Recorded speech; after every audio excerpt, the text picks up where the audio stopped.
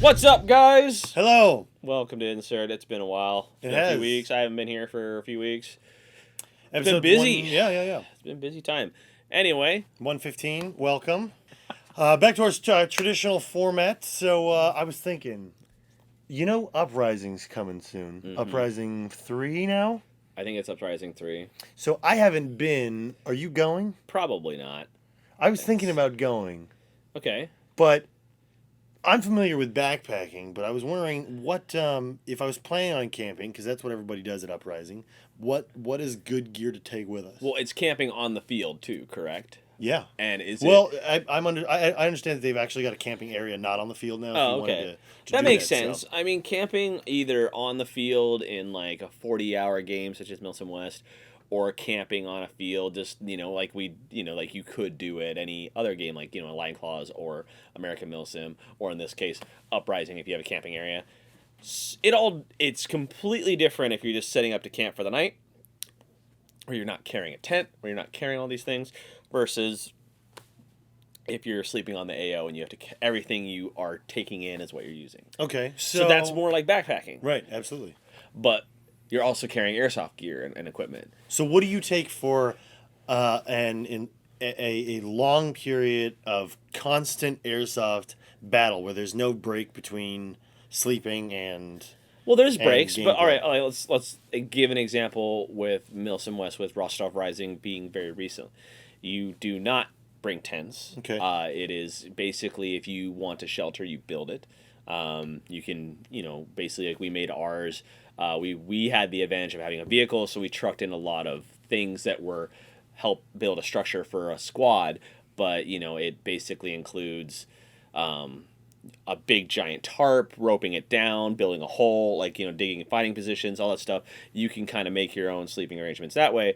But if on the individual level, of course, you're going to be bringing in a sleeping bag. Recommend the military sleeping system, bivy system, the three bag. It has the black bag, the green bag, and then the Gore-Tex. The waterproof shell, right? Waterproof shell around it. That's not 100% waterproof, but it's still pretty good. And the reason I switched to that system is two reasons. One, I don't know about you. I know you're a slender, skinny dude, but I've always hated backpacking. Mummy bags. Yeah. I do not want to feel claustrophobic while I'm sleeping. Because the military one was designed to be worn with body armor. Right.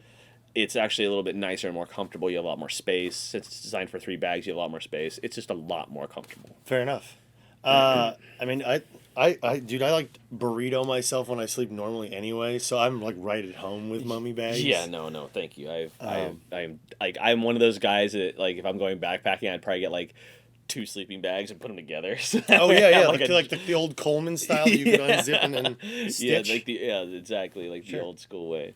But, so for a game where you're camping out, not necessarily in game, for example, with the Uprising game, you've got a little bit more flexibility in terms of the gear that you're bringing. You don't necessarily need to huff it in as you would if you were playing in a game where you didn't have a vehicle, so you can have you'd have to carry everything on you. Yeah. You could sleep without having to have eye protection on, and have people pulling watch and stuff like that. So it's a little bit different. The same rules kind of apply though. If you can afford to, bring a tent, it doesn't necessarily have to be an ultralight tent, but a good 3-season tent's probably a good way to start. And of course, a sleeping bag, a sleeping pad goes a long way. Even if it's a half inch. That little bit of comfort goes a long way with you being able to play well the next day and not be completely sore all over. Well, I mean, so sleeping pads are probably I'd say you can cheap out more on a sleeping bag than you can on a sleeping pad. Fair. I started out, when I started getting back into backpacking and when using my equipment from Milsim West, I used like one of the cheaper REI inflatable mattresses, but it would always have problems deflating. It was like a real issue. I switched to a Nemo, and it is basically like the best thing ever. It's totally worth that extra $30. Literally extra $30 from what I originally spent. I'm lazy, so I like the ones where you can open the valve. Yeah, I know. Yeah, well, mine's just a foot pump, so you just jump up. But then you got to carry a foot pump. No, it's built into the mattress. Oh. Yeah.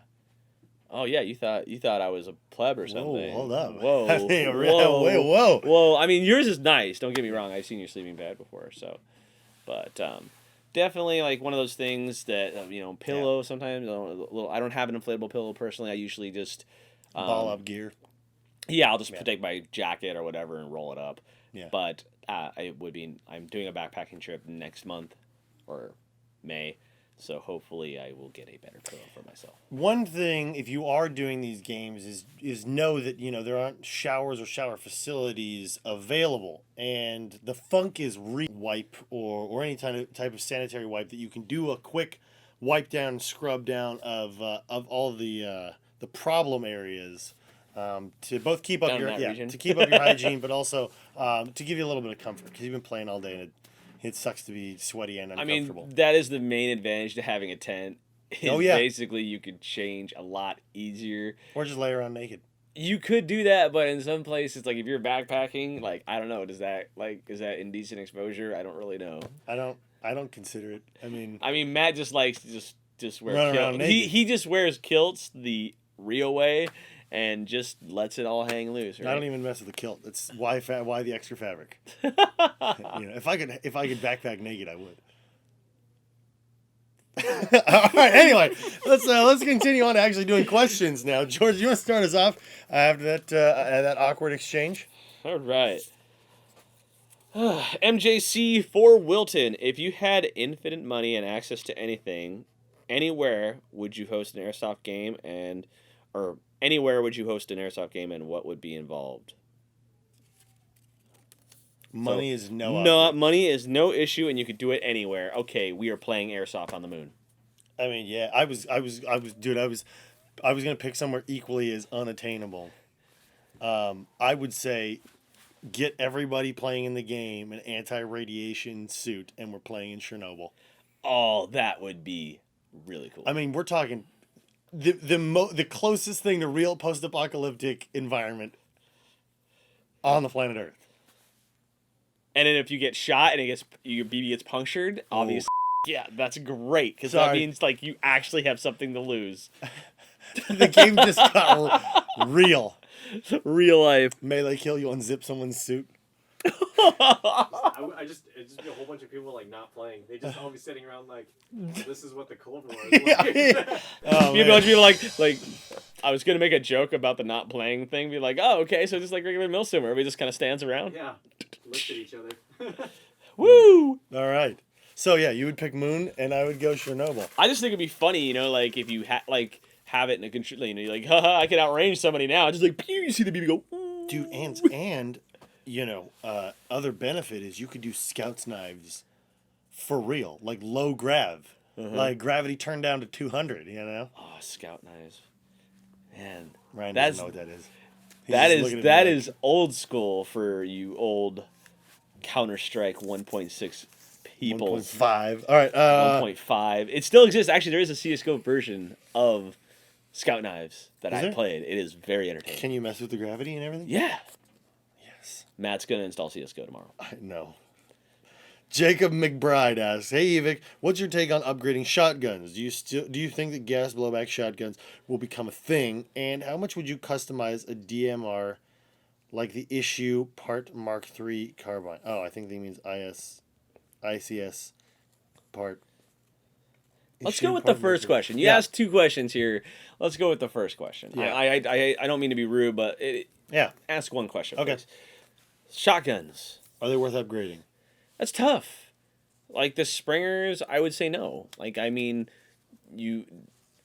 what can you, like, the thing is, there's really no parts for it right now. You've got furniture upgrades. Yeah, that's about it. And, I think that what I would personally really like to see is a lot more high quality external shotguns using the system that has been used with TSDs and other ones that have been really pretty reliable for years. And just have it be simple, like versus a complex gas shotgun. Like, yeah, it's cool, but it's really expensive. Like, reliability is just not as good either. I mean, I do like the gas. I do like the idea of gas shotguns, but I don't think shell ejecting and blowback is a thing that's necessary for airsoft. Is there blowback? No. I'm yeah. I would think that just Yeah. having it shoot 3 BBs is Right. an advantage. And only because I don't think blowback has been a thing, because if you wanted to do an air stock like the TM870 where you have gas in a shotgun, I don't think that cartridge holds enough gas to both propel a wad of BBs and give you enough gas blowback left over to actually function. Yeah. I think the only way you could feasibly do it is if you had an air tank, and at that time you're doing an HPA shotgun, which is feasible. I've seen it done. Yeah. No, I agree. I think that we're on the same page for that. Besides, I mean, honestly, I still don't think that anybody's made a really good gas shotgun Right. since the Marusian 8mm tri-barrel. oh, true, but I mean, no that one thing. has that anymore. I wish I held on to mine. I really do. Took him really. No, I don't think the TM How 870. is that any different from the Marusian? How is it? I think the way the BBs like the Marusian had a really good spread. Like it was like perfect. The six shot really has a pretty good spread. Does it? And you can switch between the two. I think that's cool. That is pretty cool. Yeah. But it's 8 mils just drove fear into people. Yeah. And you like, play CQB nobody with can those, use like 8 people do not like you. Legitimately have a shotgun that people are scared of. True. And I wish I held on to Some mine. places don't let you play with 6. No one lets you play with 8 mil anymore. Plus, with the advent of full auto shotties, man. Yeah, I know. Just give me an AA-12 with Yeah. a drum mag. Here's the problem with the AA-12, and I was actually talking to somebody on Facebook about this. There's no way to put any attachments on it. It is a useless shotgun for tactical engagements. Until Crytek comes out with theirs. That's what I'm saying. Well, but there are companies that are trying to develop rail systems for the AA-12. Why wasn't that done? Token coming out with a revised, like, it's not an AA-12, but it's like using the AA-12 System, It's, yeah. For all intents and purposes, it's a re-chassis AA-12. Yeah. That's got like stuff on it. Yeah. Yeah, there you go. Problem solved. If I got to tape a flashlight to my shotgun, I'm not excited about using it. I mean, Jared Blood asks, I mean, what is torque when you're talking about the motor? Love the show. Technical question. Okay, Matt. You explain away. I'm going to drink some water. Ryan's going to correct me in a moment. Momentarily, everyone. I believe that torque is how strongly the motor turns over. So the more powerful the magnet, the more resistant it is, and you can feel like trying to turn the stator with your hand.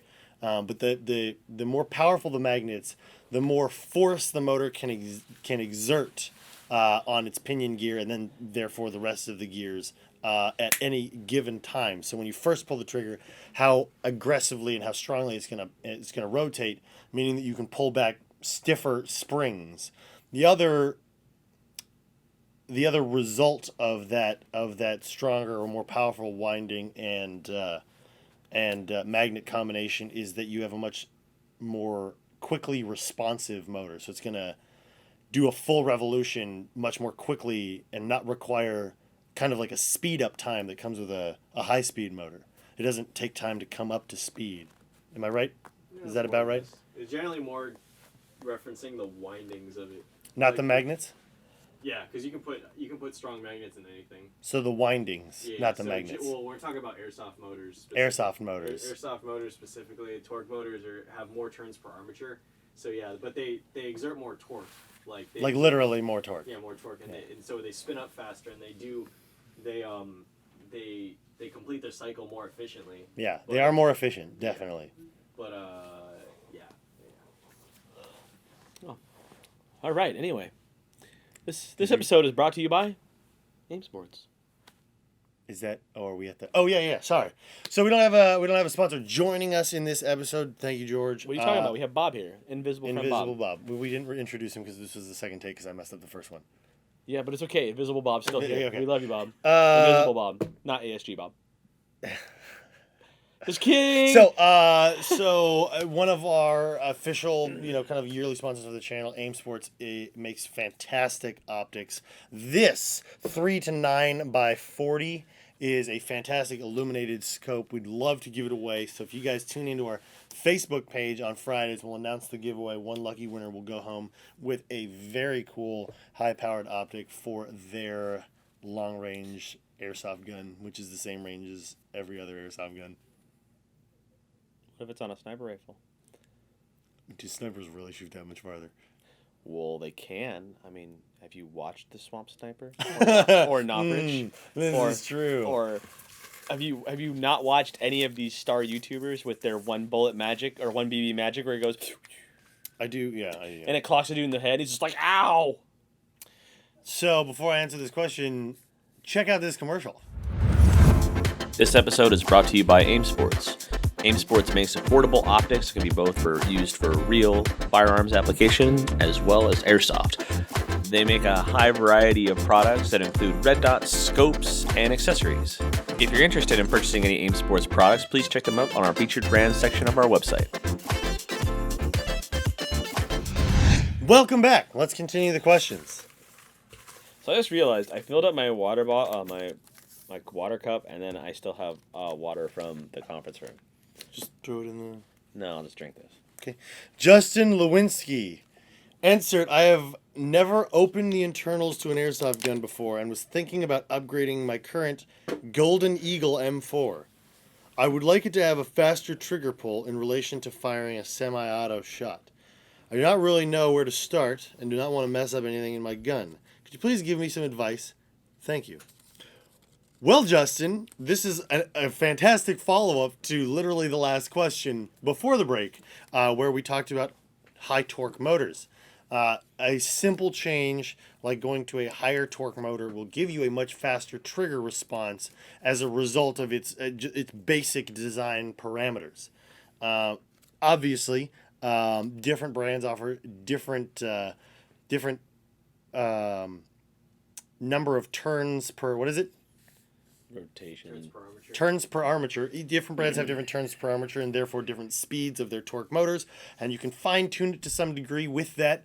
But the best bang for your buck is going to be giving yourself some control over the functionality of the electronics by upgrading to an electronic trigger unit or a MOSFET, one with a MOSFET, in combination with a high torque motor. So, very cool. That's what I would do.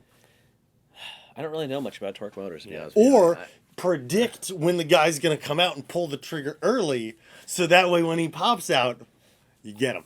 You just keep shooting. Yeah, that. Jared Flood asked, this is the same question, Chris. All right.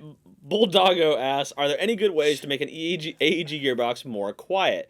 I just upgraded my VFC with a Godzilla motor, and it seems to be quite louder. You probably did it wrong. I mean... Yeah, that's a good answer. Is you might have installed it where it's whining a little too much. You might have to adjust that, the height of the motor height. Mm-hmm. Yeah, that might make it quieter. Sorbo pads are kind of a thing, but not really at the same time for making things quieter. But it's airsoft. Like he's talking about the actual sound of the pop. I think he's talking about the gear noise, because if you change the motor, that has nothing to do with anything else besides the motor. So he probably needs to either reshim his bevel to bevel to pinion engagement, or he needs to adjust his motor. Yeah. Yeah. If you didn't hear that, you can boost the audio. Yeah, I got it. Cool. Editing. Or line the inside of your gearbox with peel and stick neoprene foam from Ram Audio. It's called Ensolite. It's fantastic, but it won't do anything. I was about to say, where's the part where you say it won't do anything? All right. Sorry. All right. Pug Dude 14. Hey, Insert, do you know of any Milsim events or any other large-scale airsoft events that occur in the Midwest? I'm from Nebraska, and although the airsoft scene here is decent, it's mostly just casual woodland games around here. Okay, Nebraska. Let's see our geography, people. Do you That's know? the one that looks like. It looks like a stapler. Do you know? Yeah. Okay, so do you know what state it would be next to? Oklahoma. Yes. Yeah. Are you sure? I think so. Are you positive? Pretty sure. Is it not? It's Kansas, Nebraska, Oklahoma. It's all in that area. Okay, so Oklahoma, yeah, if you know, is that kind of skinny section, it's bigger. Yeah. That's next to Texas. Yeah. Okay. Kansas City or Kansas Yeah. and Missouri are just north of it. Yeah. So where does Nebraska fit in? Not there. Not there, right? Mm-mm. So. You're like the whole state away. I mean, he did it pretty good. That was You're mean. close. That was really mean. Nebraska's directly Honestly, above Kansas, I would say Oklahoma. based off of your location, you're. That's what I said. You said next to. That's above is Yeah, but correct. there's a whole state separating. It depends how. It's like, oh yeah, the U.S. It's like, you know, or it's like Mexico. It's like right next to Canada. I mean, they are next to each other. So anyway, but getting to the point, it really kind of depends how far you are willing to travel. Would you say that the two halves of an Oreo are not next to each other simply because they're separated by frosting? That's more than you want to say a whole state of frosting. Yeah. Like a double stuff worth of frosting. Okay, All fine. right, here, I wouldn't Matt. say those cookies I will pull it up on my No, phone. I believe him. I'm gonna I was pull. wrong. I'm gonna pull up on the phone here, so that way you could see what Ryan is talking about. I don't mean to insult you. No, I'm sorry to all of those states. All of those. I'm sorry. Okay. See, Yeah. Nebraska, Kansas, Oklahoma. Yeah. All right. So I mean, so you get an idea. So the problem with Kansas is literally like your options are. The problem with Kansas is. Oh, sorry, not Kansas. Nebraska. Nebraska. We're not doing well in this episode. No, we are guys. not. We are turning into your live stream. 115 is We are cursed. turning into your live stream. We're being really mean on people. So anyway, it depends how far you're willing to travel. Yeah. I would say your options are a few different states to look into. Yeah. Colorado. Colorado scene is actually pretty big. They have some airsoft events out there that are pretty cool. Apparently, I have not been to any of them, but And I've according heard. to the map, those two states are touching. Oh, that is yes, they do touch. Yeah, that see? is You've correct. got a shared border with Yes. a state that has a Milsim Events. Your other option is going east. Op 34 is in Chicago, Illinois. That is a little far for you. I mean, that would be pretty big trek. But here, Yeah. Chicago's there. You only have to cross through all of Iowa. Yeah, but it depends on how. And then the other option would be to go down to Oklahoma. Yeah. And go to Operation Broken Home. Yes, which Those- is the one where we've flown in helicopters. That one's a big, but they are bigger events. But you're gonna have to travel to it. Like you're gonna have to sacrifice 4 to 8 hours in a car. And I'm sure that there are events that we're forgetting. Yeah, there's yeah. some stuff down in Kansas City. There's stuff you just gotta look up scenes and just kind of. In which case, looking at at a website like Airsoft C3 is a great place to get information on Milsim games and games kind of all around the country. They've got a really good collection of information that's easy to access. Yes, Airsoft C3 highly recommended. And we're sorry for not knowing our geography. Well, I'm sorry I for knew. not knowing it nearly as well I as you knew. did. I knew where Nebraska was. The thing is, though, you would have recognized. That was my stomach. Wow. Yeah. I wasn't going to bring that up. That was a gyro that we had at lunch. That gyro was great. Yeah. At John Kebabs. The or gyros are John's great. Kebab. I didn't try it, though. You didn't? What did you have? I had steak and chicken. But we went to John's Kebabs. Yeah, it was on a kebab. Oh. Yeah. I'm stupid. Draw the next I'm question. sorry. We're trying here. Wait, was it? Oh, whatever. You already picked it. Matt Mythic wants to know if I will ever purchase nods. Or will I waste it on a BMW? Hashtag Audi for life. he almost bought an Aston Martin today. Hey, right. It's Yeah. the cheapest Aston Martin I've ever seen. Yes, It's I know, gonna but it was explode. funny. It was funny. She was like, I kind of want to buy this. Well, to answer your question, Mythic, no, I will not buy nods. A. B. I will waste it on a BMW. And C. I'm sorry that you've chosen to waste all of your money on a product that will die and break eventually. He said Audi. For It's the life. same thing. I know. Wow. But I mean, You know who didn't lie about their emissions? BMW. because they're bad. They're just not efficient, but we just don't lie and say they are. Hey, they're being honest. You know what works great? What? My little Ford Escape SUV. That's true. I was going to say, like I have no issues. Ford with it. consistently has done well. I mean, I would love to buy a fun car again. I really, truly would. That's but why you're going to get a Focus RS. No, I'm not. I'm getting the electric Focus for my commuter car. I'm sorry. Like, you just say an electric car? yeah, I did. It's like you're turning into Chris. I can't. I mean, to give you a background, my father-in-law worked for Ford for so long. Like, I am basically married into a Ford family. That's all I'm going to drive the rest of my life, or the rest of his life. At As least. long as you don't drive a Prius, we're good. I Chris is just like super salty now. I mean, basically, I don't think I have to get Fords after because those plans that we get, those discount plans, will eventually go away. I assume once he passes on. So down the line, maybe I'll drive a Tesla or something. Whoa. What, Chris? Chris is gonna have a Tesla.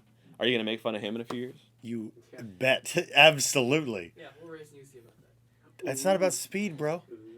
It's about that exhaust note that you won't have.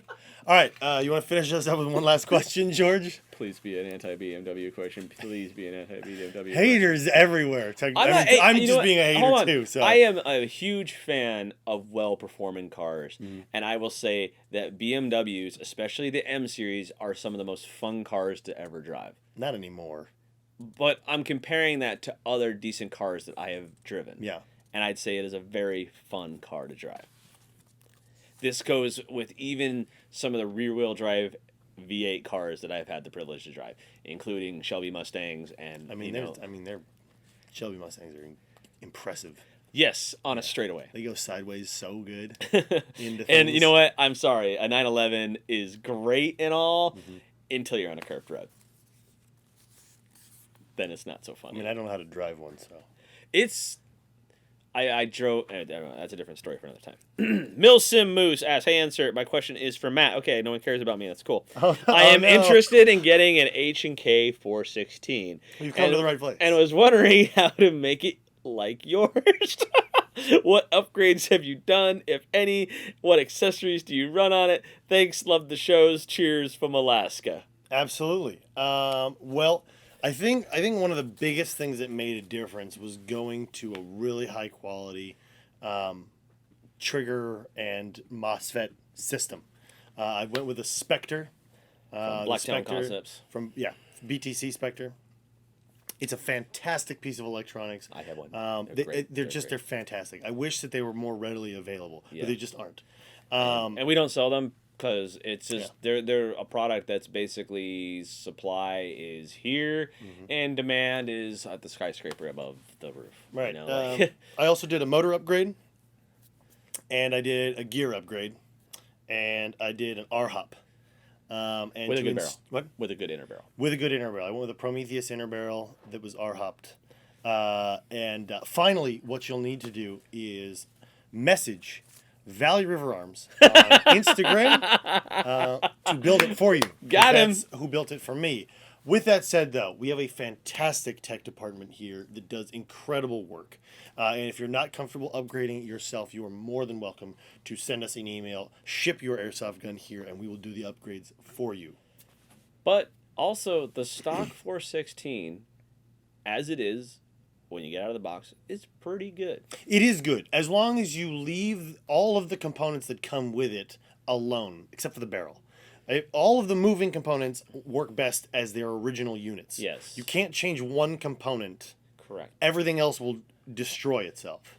Yes. You got to change it en masse. But I mean, like, we've had the Brodravd one, and we've used it every once in a while, and it is performed every single time we take it out to a field with no issues. So definitely, externally wise, I think just, like you add just a flashlight with a top pressure switch, a vertical grip, you have a mock suppressor for a little bit longer barrel.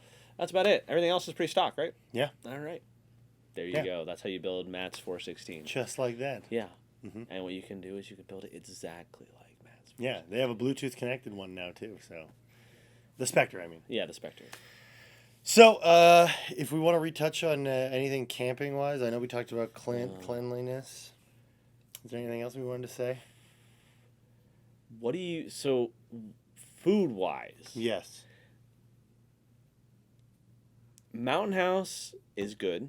It is. Backpacker's Pantry is pretty good. Backpacker's Pantry is better.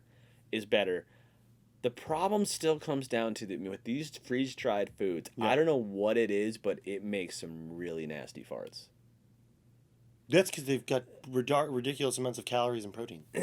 Yeah. Yeah. They're designed to, yeah. Mm-hmm. So make sure you have vents in your tent. Oh. Yeah. Just bask in it. Enjoy. The one I would tell everybody absolutely to avoid, if you do choose to go with either of those brands, you need to absolutely 100% avoid Backpacker's Pantry Pad Thai. It is not a good day, and it tastes awful. But it's really high. It's like super high in calorie and protein amount for its weight. So. MREs are pretty decent, but the thing is, like I would prefer freeze dried food over MREs. Yeah. 90% of the time. That's what I did want to say. If you are going to a game and you choose to buy freeze dried foods, or you're doing backpacking, or anything where you're using freeze dried foods, take them out of their original packaging. That stuff takes up so much room, unless you're getting the vacuum sealed ones. Yeah. But if they're the standard bags, take them out, put them in your own bags, squeeze all the air out of them, and you'll save a ton of space.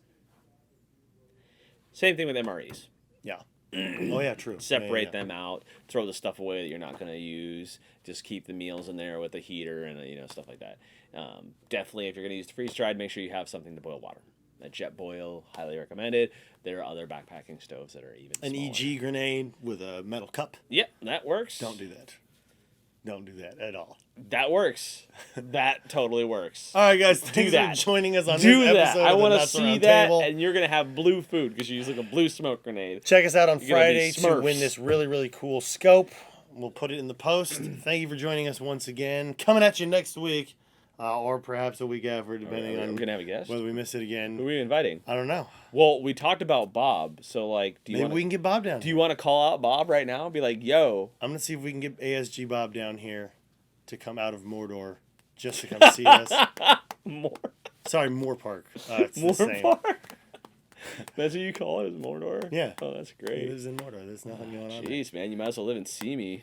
I mean, they are basically the same. I know, but like that's the joke. Like, geez, tough drive, man. All right, guys. See you later. Later.